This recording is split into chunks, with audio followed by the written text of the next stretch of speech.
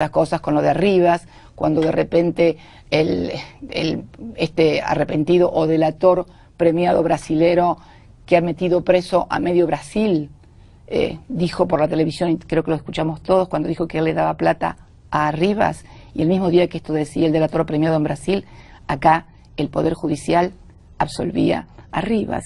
Y no vi a nadie criticar esas cosas. Eso me parece, sinceramente, que hay un tanto sesgadas las preguntas y un tanto sesgadas las reflexiones. Con mucho respeto y cariño. Convendrá conmigo que lo puede decir sin, absolutamente y con mucho respeto, lo vuelvo a preguntar. Ambos con mucho respeto nos decimos las cosas. Absolutamente. Sí. En este marco, pensaba, antes de empezar la entrevista, sabe que hay muchos colegas que quisieron hacer esta entrevista, que preguntaron... Bueno, seguimos hablando de la economía un poquito, sí, porque... ahí volvemos, un segundo. Sí, porque no hablamos de la economía, pero no preguntemos las cosas que me molestan. ¿Por qué son autorreferenciales? Están todo el día hablando de ustedes. ¿Qué opina del periodista? ¿Que por qué no le da una entrevista? ¿Que por qué lo miraba? ¿Que por qué le decía? Tienen que ser periodistas, no ser autorreferentes, no hablen de ustedes más. No estén todo el día refiriéndose a ustedes. ¿Por qué no habla con tal periodista? ¿Por qué no habla con tal otro? No son el centro del universo. El centro tiene que ser el entrevistado, pero fundamentalmente el que está escuchando. Pero estoy seguro que mucha gente la que nos está escuchando cree que si no le pregunto... Perdóname, quiero seguir hablando sobre lo que estábamos hablando y que era el tema de la economía, porque tampoco tuviste, ya que estabas analizando y reflexionando acerca de lo que te dije yo, de que en realidad este gobierno ha empeorado todos los índices, y no ha mejorado las cosas que tenía que mejorar y ha destruido aquellas que eran buenas. Entonces, creo que estas cosas son las que tendríamos que discutir y ser el centro de la discusión. ¿Qué es lo que le está pasando Le hago a la una pregunta muy concreta. ¿Sí? Si la descripción que usted hace fuera tan correcta, por ejemplo, en la capital federal, ¿por qué el gobierno gana con el 50%? ¿Por qué el gobierno a nivel nacional tiene, digamos, se habría suicidado el pueblo si hubiese tenido un estado de bienestar como el que usted describió, tanto en el 2015 como ahora? No, en principio, en el 2015 se perdieron las elecciones por muy poco. Acordate que el balotaje, todos los pronósticos de balotaje, inclusive dentro de nuestra propia fuerza, decía que si íbamos a balotaje íbamos a perder por 10 o 12 puntos. En realidad se perdió por muy escasa diferencia, teniendo en cuenta dos cosas. Veníamos de un proceso político en el cual teníamos 3 periodos de gobiernos con el desgaste que esto implica, y también con un ataque mediático formidable sobre lo que era la propuesta del gobierno. Y creo que realmente hubo una muy buena elección. Es cierto que las elecciones buenas son las que se ganan, pero digamos que después de... Y además, también digamos que el gobierno, vos me decís por qué ganó.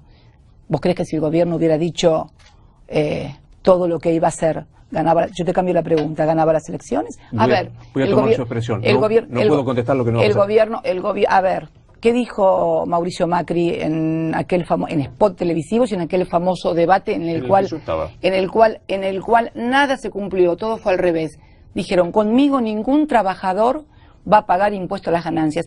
¿Vos sabés la cantidad de trabajadores en relación de dependencia con buenos salarios que pagaban impuesto a las ganancias no nos votaron?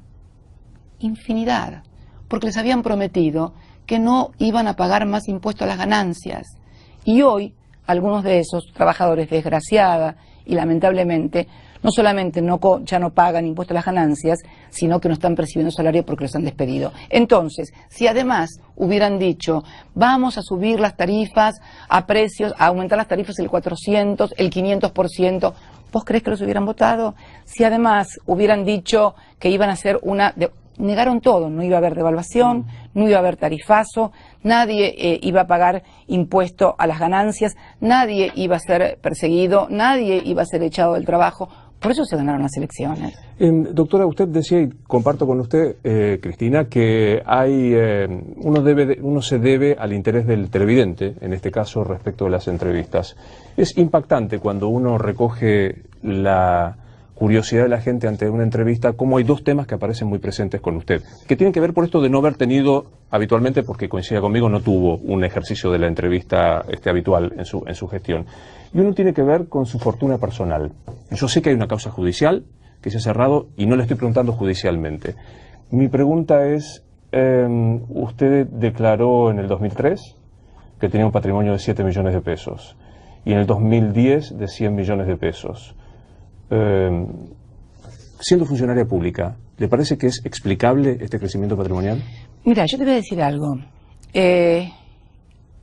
Una semana antes aproximadamente, es una pregunta, me gusta tu pregunta, me encanta tu pregunta, Luis, es una pregunta difícil y me la he preguntado muchas veces y me la van a preguntar, ¿no? Así que me gusta mucho tu pregunta, te aclaro. Mira, una semana antes de que nosotros asumiéramos, o que Néstor asumiera como presidente, La Nación publicó, no sé si es una editorial o una nota, acerca de nuestra fortuna personal. Y dijo que habíamos hecho una muy buena fortuna personal, producto de que teníamos un estudio. Esto está escrito en La Nación, lo puedes corroborar. Te doy la fecha si quieres buscarlo. 18 de mayo del 2003. Hablaba de que Néstor, antes de asumir como intendente, que fue su primer cargo público, teníamos más de 23 propiedades. En realidad, siempre con nuestro estudio nos hemos dedicado a la adquisición de propiedades, a la locación de las propiedades, a plazos fijos. La evolución del patrimonio ya fue evaluada y fue juzgada judicialmente. Fue juzgada judicialmente. ¿Usted ejerció la profesión de abogada? Sí, claro. Sí, claro. ¿Por qué digamos? Pero, déjame terminar la pregunta. Esto fue juzgado, evaluado por los peritos de la Corte. No por cualquiera, no es que se sobreseyó un expediente así a tontas y a locas.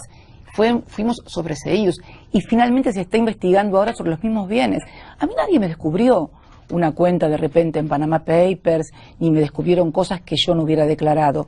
Todo, absolutamente todo lo que está en juicio por segunda vez, cosa realmente extraña que se juzgue por el mismo delito a una persona en la República Argentina, pero este es mi caso, todo esto está en mi declaración jurada. No es que un día me descubrieron propiedades que no había declarado en Bahamas, o aparecí en Panama Papers, o en Seychelles. Cuando inventaron el tema de Seychelles. Hizo una escala en Seychelles, correcto, ¿no? Sí, claro, hizo una escala en Seychelles, pero también hizo una escala en tantos lugares, en Luxemburgo y en, no sé si, me parece que es... ¿Una escala técnica de reabastecimiento? Sí, de reabastecimiento de combustible, pero... ¿Realmente a vos te parece sensato que una persona, porque hace una escala técnica en un lugar como Seychelles, eso sea el motivo para decir que tiene una cuenta en Seychelles? Vuelvo a la pregunta. No, yo vuelvo a la respuesta. Entonces, todo esto ya fue analizado. Todo lo que se me cuestiona, todo lo que se analiza, está en mis declaraciones juradas. No es que me descubrieron en Panama Papers cosas que no había declarado. Yo nunca blanqueé dinero. Hace pocos días nos enteramos que el hermano del presidente blanqueó 35 millones de dólares. ¿Y sabes por qué pudo blanquearlos? Porque el presidente violó la ley, modificó una ley en que estaba prohibido que los parientes de los funcionarios blanquearan dinero, y lo hizo. Y permitió que los funcionarios... Y el primero que blanquea es su hermano, 35 millones de dólares. Entonces me parece a mí... Vuelvo a la pregunta, doctora. De 7 millones de pesos... Pero mira, no tengo mis declaraciones juradas acá, tendría que analizarlas, tendría que verlas, pero te vuelvo a repetir, todo esto fue analizado, Luis. Entonces me parece sencillamente injusto que si se analizó, se hicieron peritajes en 3 oportunidades, en 3 juicios, volvamos sobre lo mismo. Te vuelvo a repetir, no era que cuando llegamos al gobierno éramos una persona que no teníamos ningún tipo de patrimonio, pero además es un patrimonio muy fácilmente mirable, porque no son operaciones raras, son plazos fijos, que es lo que siempre hicimos como profesionales, y locación de inmuebles, que es lo que siempre hemos hecho. Está procesada por estas operaciones en Los Sauces y Otesur. Bueno, pero perdón, estamos procesados porque hay evidentemente una violación de la cosa juzgada. Pero, doctora, para no ser técnico en la causa, Los Sauces y Otesur son 2 empresas de ustedes, mejor dicho, Los Sauces es una empresa de ustedes que contrataba con empresarios, Cristóbal López y Lázaro Báez, que a su vez tenían concesiones en un caso de rutas, Lázaro Báez. Bueno, no solamente, no, perdón. En este caso yo también fui sobreseída en otro expediente en el cual había un contrato de un hotel que no era con Lázaro Báez ni era con Cristóbal López, era con otra empresa que creo que tenía autopistas, que creo que tenía también autopistas, y también era contratista de la obra pública, y Ercolini sobreseyó este expediente y por cifras muy superiores a la de Lázaro Báez y Cristóbal López, pero muy superiores en serio y por más tiempo también. Sobreseído por el doctor Ercolini. ¿Pero le parece? Es más, el sobreseimiento, en el caso de Néstor, fue después de que Néstor, hubiera pasado lo que pasó en el 2010. Pero, doctora, entonces, ¿me parece razonable que siendo presidente representante del Estado, un empresario